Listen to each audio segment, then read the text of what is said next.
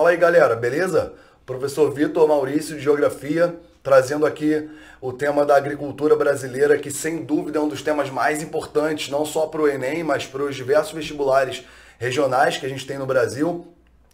Aqui no caso do Rio de Janeiro, a UERJ sempre cobra esse conteúdo, tanto na primeira quanto na segunda fase. Então, eu vou dividir a aula em 3 pontos para a gente ter uma didática melhor, tá? As 3 partes são realmente muito importantes. É óbvio que, como é uma aula de YouTube, é uma coisa mais rápida, não dá para a gente se aprofundar muito em todos os exemplos que a gente dá em sala de aula, em tudo que a gente gostaria de fazer, como a gente faz nas aulas presenciais aqui no Rio de Janeiro. Mas eu tentei selecionar pontos importantes para a gente compreender como funciona a agricultura no Brasil, qual é o papel da agricultura no Brasil desde o começo da formação da sociedade brasileira até hoje. Como a agricultura ela teve um papel fundamental na formação da sociedade, na formação de uma sociedade desigual pra caramba no Brasil, né? Então eu vou dividir a aula em 3 pontos, tá? E aí vão ser 3 vídeos, a gente coloca os links aqui embaixo para você ser direcionado para os outros vídeos, tá? No primeiro ponto eu vou tratar do papel da agricultura na formação da sociedade brasileira. E aí eu vou discutir a questão dos latifúndios, como os latifúndios, como a questão da grande propriedade, da concentração de terras é extremamente importante na formação social do Brasil, né? E na questão econômica, obviamente, também. Na segunda parte, eu vou falar, talvez essa seja a mais importante, porque é a mais atual. Eu vou falar da Revolução Verde, explicar mais ou menos, né, rapidamente o que foi a Revolução Verde no mundo, e mostrar como o Brasil começa a se inserir nesse contexto de modernização agrícola nos anos 60 e os impactos que isso teve na ocupação do território, enfim, nas migrações dentro do Brasil, tá? E essa talvez seja a parte mais importante. E no terceiro ponto, eu vou discutir, vou fazer uma relação entre agricultura, meio ambiente, os impactos que a agricultura tem no meio ambiente, possíveis soluções para diminuir os impactos ambientais, e vou relacionar isso também com o crescimento populacional, que a gente vem observando atualmente, um nível de crescimento populacional muito maior assim na África e na Ásia, né? E aí para a gente pensar o que a agricultura vai ter que fazer, a gente vai ter que produzir mais, ou a gente vai ter que investir mais em técnicas, ou a gente vai ter que ocupar novas áreas, né? Como é que vai ser a agricultura daqui para frente, beleza? Então são 3 partes, eu acho que vale a pena ver as 3 partes, beleza? Primeiro ponto é a gente pensar, se a gente pensa na história do Brasil, a gente tem esse slogan hoje que está sendo difundido aí pelos agricultores, que o agro é pop. Mas a verdade é que o agro sempre foi pop. O agro sempre foi uma realidade no Brasil. Isso não tem como escapar, né? Mas aí o Brasil sempre foi um país agroexportador e continua sendo um país agroexportador. É importante que isso fique claro. É óbvio que hoje em dia a gente tem, né, uma diversificação industrial, nosso setor de serviço é razoavelmente desenvolvido, mas se for pegar o que a gente exporta de fato, são produtos primários, como era no passado, né? Aí eu vou dar destaque para a soja, para o minério de ferro, que não é agricultura, mas também é setor primário, né? Mas a fruticultura, enfim, a carne, várias coisas que a gente exporta relacionadas ao setor primário, notadamente com relação à agricultura, beleza? Então, olha só, se a gente pensa na formação social do Brasil, se a gente pega desde que o Brasil é Brasil, a primeira coisa que a gente tem que pensar é que a gente vive num contexto de escravidão, num contexto escravocrata, né? E uma sociedade que é escravocrata, ela por si só já nasce de forma absurdamente desigual. Beleza? Esse é o primeiro ponto que a gente tem que pensar até o final do século XIX. Então, na maior parte da história do Brasil, o Brasil é desigual por si só, por conta do processo de escravidão. Isso tem um peso até hoje na nossa formação social. Com relação à agricultura, o que a gente vê é que, olhando para a distribuição de terras no Brasil, a gente percebe, isso aí é o básico do básico, galera, se liga. O que a gente percebe é que há uma concentração de terras na mão de poucas pessoas desde sempre, e hoje também é assim, tá? A gente pode, se a gente pensar em números, Em números, a gente tem mais pequenos e médios produtores no Brasil. Mas em questão de áreas ocupadas, não tem nem comparação. O número de áreas ocupadas pelo agronegócio, pelos grandes proprietários, é infinitamente maior do que a dos pequenos e médios produtores. Beleza? Então, quando a gente pega a distribuição de terras no Brasil, e aí vocês viram nas aulas de história, questão das capitanias hereditárias, a questão do sistema de Seis Marias. Galera, isso criou, desde sempre, uma sociedade absurdamente desigual. Basta você parar para pensar. Eu acabei de falar que o Brasil é um país agroexportador. Até o século XIX, que já tinham poucas indústrias no Brasil, era a agricultura que mandava no Brasil, as elites agrárias mandavam no Brasil. Há uma relação direta, né? Vocês veem isso nas aulas de história. Há uma relação direta entre as elites agrárias, né, e as elites políticas e econômicas. São praticamente as mesmas pessoas, né? Então, quando a gente pensa nisso, a gente pensa que a sociedade brasileira ela é desigual desde sempre. E teve alguns pontos que aprofundaram essa desigualdade. Por exemplo, uma questão que sempre cai em prova. A Lei de Terras de 1850. A Lei de Terras, ela visava democratizar o acesso à terra.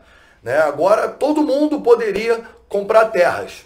Ótimo, legal, legal pra caramba. Só que pensa no contexto em que foi criada a Lei de Terras, 1850. O que acontece em 1850? Primeira coisa, você pensar no contexto mais geral. O Brasil ainda é escravo. Primeiro ponto. Então, quem é que tem dinheiro para comprar terra no Brasil? Só quem já tem terra. E o raciocínio para isso é muito básico. Se a principal atividade econômica, majoritariamente, é voltada para o campo, quem tem terra é quem tem dinheiro. Se a renda vem da terra, quem tem renda é quem tem terra. Isso é um raciocínio muito fácil para você entender essa questão da formação social no Brasil. Então a Lei de Terras, ela em tese busca democratizar o acesso à terra. Mas a gente pega o contexto. 1850 ainda tinha escravidão no Brasil, mas 1850 é um ano importante porque foi quando ficou proibido o tráfico intercontinental de escravos. Né? E aí, o que isso tem a ver? Isso tem a ver que vai começar a haver uma substituição da mão de obra escrava, negra, por uma mão de obra branca europeia. Né? A partir de 1850, os fluxos migratórios para o Brasil, de italianos, alemães, enfim, de vários países da Europa que estavam em crise, né? Estava tendo a unificação da Itália, a unificação da Alemanha, enfim, vários países da Europa que estavam em crise, enviaram imigrantes para cá. O Brasil fez uma política de estímulo para trazer imigrantes para o Brasil. Só que aí eu te pergunto, galera, lembra das aulas de geografia da população? Lembra da questão da migração? Quem é que migra? Quem está bem, migra. Se eu estou aqui no Rio de Janeiro, eu moro numa cobertura no Leblon, de frente para a praia, com pôneis na minha cobertura, piscina olímpica e quadra de tênis. Eu vou migrar? Não, eu não migro. Galera, quem migra é quem tem problemas de vários aspectos, né? A gente pode falar de problemas relacionados à questão natural, sei lá, de enchentes, né? Terremotos, isso também faz as pessoas migrarem. Mas normalmente as migrações são econômicas, né? São voltadas para o fator econômico. As pessoas não estão bem economicamente e elas migram buscando uma melhor condição de vida. E muitas dessas pessoas europeias vieram para o Brasil.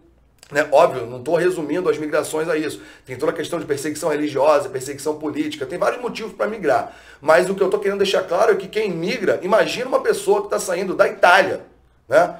No século XIX, vindo para o Brasil, uma terra completamente desconhecida, né? Achando que aqui vai ter melhores condições de vida. Então, na verdade, a Lei de Terras, quando ela diz que você pode comprar terra, você pode, mas quem está vindo para o Brasil tem dinheiro para comprar terra? Não, porque são imigrantes que não estão em boas condições financeiras, é óbvio que não.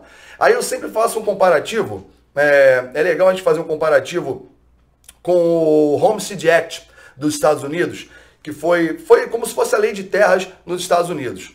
Ela é de 1862, naquele contexto de marcha para o oeste americana. Olha a diferença e olha como a questão da terra cria uma sociedade muito mais justa. Como eu sou geógrafo, eu fico muito focado nessa questão espacial. Então, para mim, a distribuição do espaço, nesse caso, a distribuição de terras, ela me diz muito sobre a formação social de uma sociedade, né? No Homestead Act, nos Estados Unidos, de 1862, o governo estimulou a entrada de imigrantes vendendo terras de 160 hectares por $4. Quem é que tem $4? Todo mundo. Olha a diferença. É muito diferente da questão da terra no Brasil. Então, nos Estados Unidos, você já cria, principalmente na parte norte, né? Enfim, uma sociedade muito mais igual. O sul dos Estados Unidos sempre foi mais conservador, era a parte escravocrata dos Estados Unidos, né? Voltado para a produção de algodão e tudo mais. Ainda bem que perderam a guerra e o norte ganhou. Mas o fato é que a lei de terras americana, ela cria uma sociedade muito mais justa, né? Olhando para o Brasil, como é que a gente pode observar esse fenômeno social da distribuição de terras associado à desigualdade social? Olha para o Nordeste e olha para a região Sul, tá? Isso é uma questão assim, básica mesmo. A região Sul do Brasil, ela foi colonizada por imigrantes não ibéricos, né? Esse é o primeiro ponto, que já diferencia da região Nordeste, num outro contexto, mais no século XIX, e ela foi dividida, né, em pequenas e médias propriedades, com mão de obra familiar, policultura e com a produção voltada para o mercado regional. Beleza. Isso gera mais desenvolvimento interno. Agora, no Nordeste, você pega uma formação histórica escravocrata com mega latifúndios de açúcar, enfim, de algodão, de tabaco, de várias coisas, né?